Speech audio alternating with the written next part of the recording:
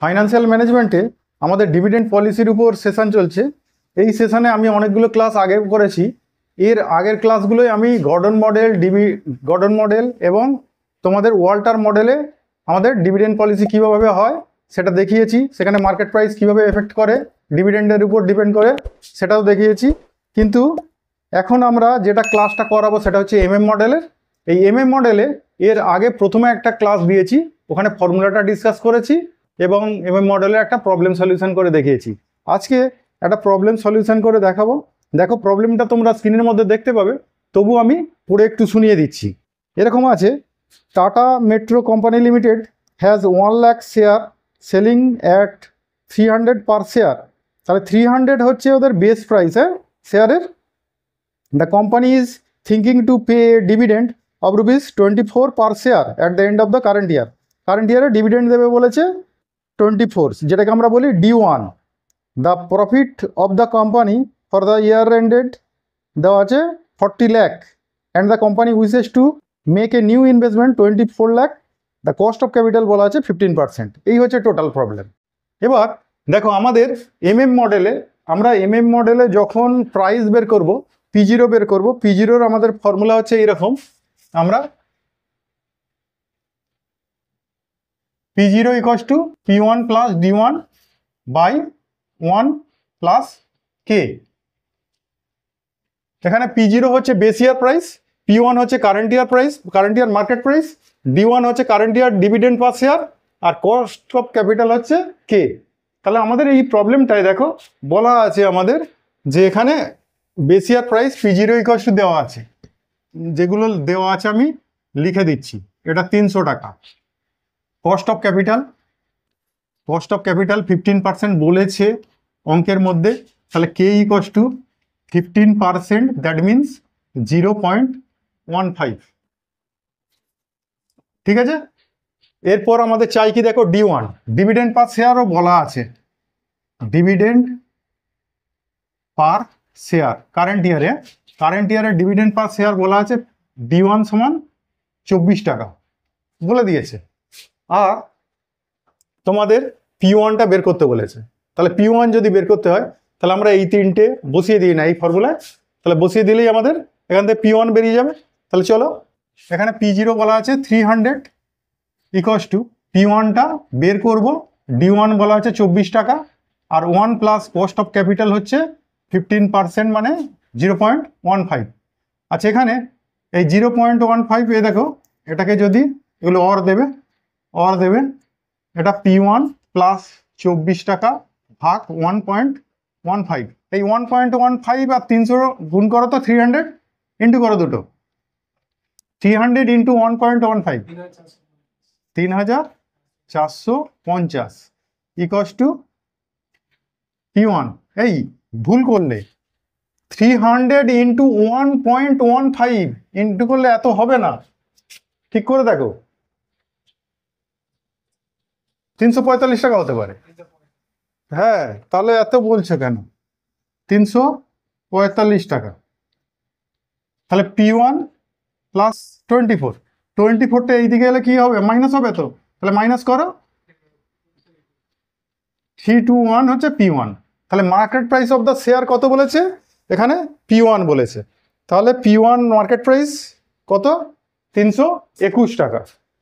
এবার তাহলে আমাদের এখানে মার্কেট প্রাইসটা বেরিয়ে গেল।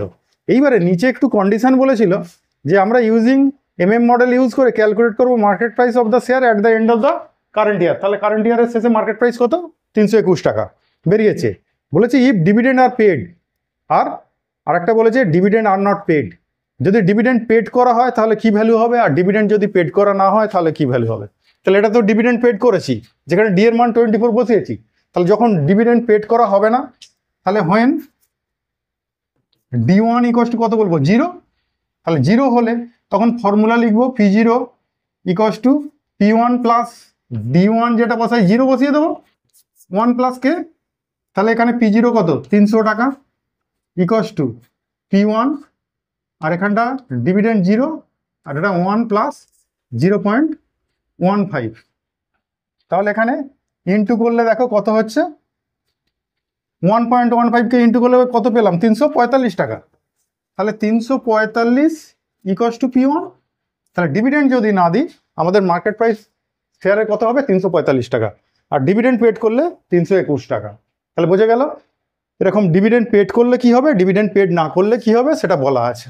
এইবারে দেখো অঙ্কের নেক্সট পার্টটা আমাদের বলেছে নাম্বার অফ শেয়ার কতটা ইস্যু করব যদি আমরা ডিভিডেন্ড পেড করি। আমরা ডিভিডেন্ড পেড করলে আমার market price of the share কত? 321। ঠিক আছে, তাহলে আমরা নিউ ইনভেস্ট করতে চাই কত? দেখো নিউ ইনভেস্ট করতে চাই আমাদের 24 লাখ, আর আমাদের প্রফিট হয়েছিল, প্রফিট ফর দ্য ইয়ার দেওয়া আছে 40 লাখ। তাহলে প্রফিট দেওয়া আছে, দেখো profit for the year 40 lakh. তার মধ্যে আমাদের ডিভিডেন্ড দিতে গেলে পয়সা চলে যাবে কত? দেখো ডিভিডেন্ড পেড কত পেড করবে? তোমাদের শেয়ার আছে মার্কেটে কত বলে দিয়েছিল? 1 লাখ। তাহলে 24 টাকা করে, তো তাহলে 24 টাকা করে দিলে 1 লাখ শেয়ার ইন্টু 24, তাহলে 24 লাখ আমাদের ডিভিডেন্ড দিতে চলে যাবে। তাহলে আমাদের পয়সা পড়ে থাকবে কত? রিটেন আর্নিং কত? Written earning 16 lakh.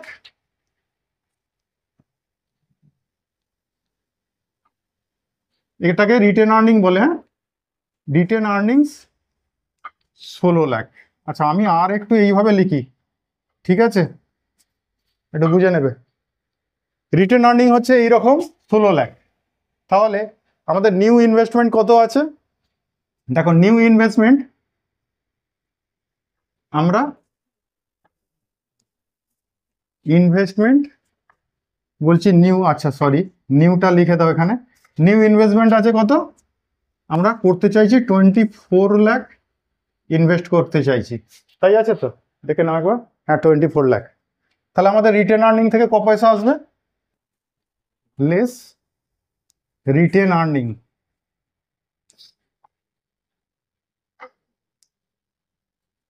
Written earning থেকে আসবে 16 লাখ। 16 লাখ পড়ে আছে তো প্রফিটের, তাহলে সেখান থেকে পেয়ে যাবো 16 লাখ। আর মার্কেট থেকে তুলতে হবে কত? 8 লাখ। হ্যাঁ, এইটাই হবে value of share, value of new issue বলতে পারো। তাহলে নিউ ইস্যু করে এতটা পেতে হবে। আর আমাদের শেয়ারের মার্কেট ভ্যালু কত করে? 321 টাকা করে। তাহলে নাম্বার অফ শেয়ার ইস্যু কত বলবে? Number of share issue, number of share issue হচ্ছে এই 8 লাখ তোমার চাই, আর তোমার 321 টাকা করে শেয়ারের ভ্যালু। তাহলে 8 লাখকে 321 দিয়ে ডিভাইড করো, করো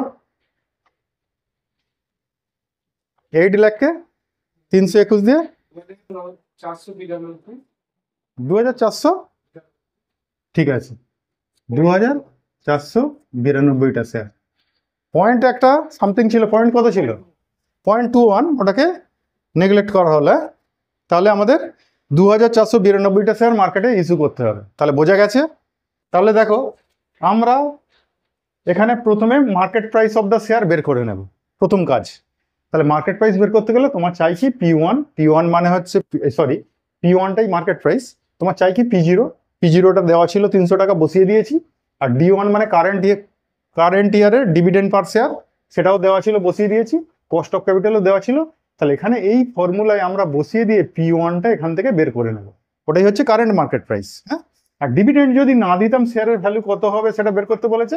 সেখানে এই ডি এর জায়গায় D1 এর জায়গায় কত বসিয়েছি? 0 বসিয়েছি, দেখবে বসিয়ে আমাদের কারেন্ট মার্কেট প্রাইস হচ্ছে 345। এবার বলেছে আমরা যদি ডিভিডেন্ড পেড করি, আমরা একটা নিউ ইনভেস্ট করতে চাইছি মার্কেটে 24 লাখ। তাহলে 24 লাখ যদি ইনভেস্ট করতে চাই তাহলে কতগুলো শেয়ার ইস্যু করব? কিন্তু এখানে বলে দিয়েছে ডিভিডেন্ড দেওয়া হবে।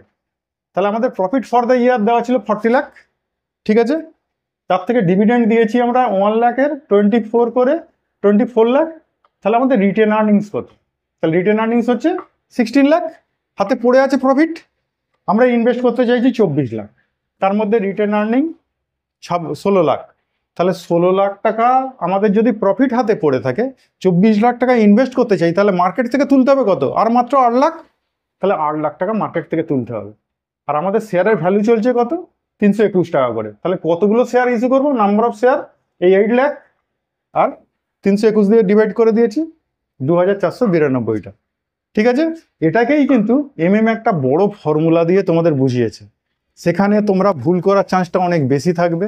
সেই জন্য দেখো আমি লিখে লিখে করলাম, মডেলকে ফলো করেই করলাম, কিন্তু লিখে লিখে করলাম, দেখবে তোমরা মাথায় এটা কিন্তু ভালো মতো বসে যাবে। আর ওই ফর্মুলাটা মুখস্থ করতে গিয়ে কোথাও যদি একটু কিছু মিস করো, তাহলে কিন্তু অঙ্কটা পুরো বরবাদ হয়ে যাবে। ওই ফর্মুলায় ব্যবহার করলেও তোমার এইখানে 2492 আসবে, আর আমরা এইভাবেও যদি করি 2492 আসবে। এটা মডেলকে ফলো করেই করা হয়েছে।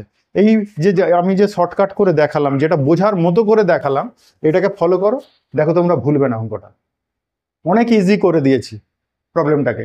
এই প্রবলেমে এইরকমভাবে ইজিভাবে কিন্তু তোমরা বইতেও সলিউশন করা পাবে না। আমি যে মেথডটা করলাম পুরো ইজিয়েস্ট মেথডে করলাম। ঠিক আছে, এই ইজিয়েস্ট মেথডগুলো তোমাদের মাথায় থাকবে। আমি দেখেছি আমার স্টুডেন্টদের নিজেদের, তাদেরকে করিয়ে দেখেছি, ওই বড় ফর্মুলা থেকে তারা ভয়ে প্রবলেমটাকে ছেড়ে দেওয়ার মতো অবস্থা। তা সেই ছেলেদেরকে যখন এইভাবে বোঝালাম, এইভাবে বুঝিয়ে করালাম, তারা দেখলাম ইজিভাবে টেক আপ করলো। তাই তোমাদেরকেও আমি এই আমার ক্লাসের মধ্যে এই ইজিয়েস্ট মেথডটা শেখালাম। ঠিক আছে, এইভাবেই প্রবলেমটা করবে, সলিউশন করবে, মার্কসও ভালো আসবে, ভুল হওয়ার সম্ভাবনা অনেক কম থাকবে। ঠিক আছে, আজকের মতো এটুকু। পরের ক্লাসে আবার মডেলের আরও একটা প্রবলেম সলিউশন করে দেখাবো। আজকের মতো টাটা।